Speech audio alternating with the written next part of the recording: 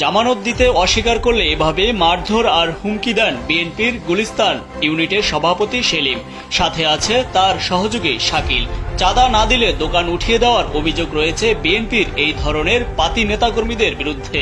মারছে সেলিম শাকিল দোনোজনে মারছে, আমার অনেক মারছে, ক্লাবের ভিতরে 5-6 জনে মিল্লা মারছে, তাদের লগে যারা সঙ্গী ভঙ্গী ছিল সবাই মিল্লা মারে মারছে। আমার এই যে দেখেন চোখগুলো দেখেন, আজকে 1 মাস ধরে আমার পাশে যারা দোকানদার আছে তাদের কাছে জিজ্ঞেস করেন, নেতা শাকিল আর হইলে সেলিম ভাই গুলিস্তান ইউনিট আপনার মূল দলের শাহবাগ থানা টিটুবাই, তারা টিটুবাই লাগে রাজনীতি করে, টিটুবাই সংগঠন। রাজধানীর গুলিস্তানের চারপাশের সড়ক আর অলিগলির ফুটপাতে অন্তত 2500 থেকে 3000 দোকান বসে প্রতিদিন।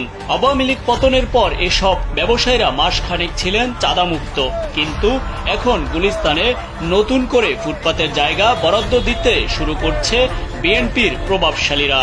একটি চৌকি বসাতে দোকানিকে জামানত দিতে হচ্ছে 50,000 থেকে 1,50,000 টাকা পর্যন্ত। তারা আমার এখানে দোকান করতে দিয়া আমার 50,000 টাকা চাইছে এবং আমার দ্বারা মাসে 9,000 টাকা ভাড়া চাইছে। আমি মাসে 9,000 টাকা ভাড়া আমি দিতে পারি নাই। রাসেলের ঘটনার সূত্র ধরে আরো কয়েকজনের সাথে কথা বলার চেষ্টা করি আমরা। কেউ কেউ চাঁদা দাবি করার কথা স্বীকার করলেও অনেকেই জীবনের ঝুঁকি আছে বলে এড়িয়ে যান।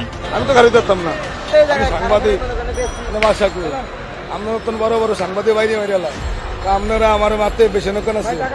আমি গরিব মানুষ, আমি এই দোকানটা করে চলি, আমার সংসার এইভাবে চলে, কিন্তু ওনারা যেভাবে দাবি করতেছে, যত টাকা দাবি করতেছে এত টাকা তো আমার পক্ষে দেওয়া সম্ভব না। আমি তো এতদিন ভালো ছিলাম, আমার কোনো চাঁদা দেওয়া লাগে নাই, কিছু করা লাগে নাই, আর এখন আমার থেকে ভাড়াও চাইতেছে, আবার 2 লাখ টাকা চাঁদাও চাইতেছে। গুলিস্তানের ফুটপাতে এসব চৌকি এমন ভাবে বসানো হয়েছে যেন 1 ইঞ্চিও ফাঁকা না থাকে। যেমন এই সারিতেই 30টি চৌকির মধ্যে দিয়ে কারো যাওয়ার মতো জায়গা ফাঁকা নেই।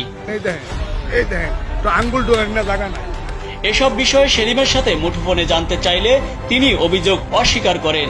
দাবি করেন ফুটপাতের মালিক তিনি, এমনকি ফুটপাতে দোকান ভাড়া দেওয়ার বৈধ বলেও জানান সেলিম।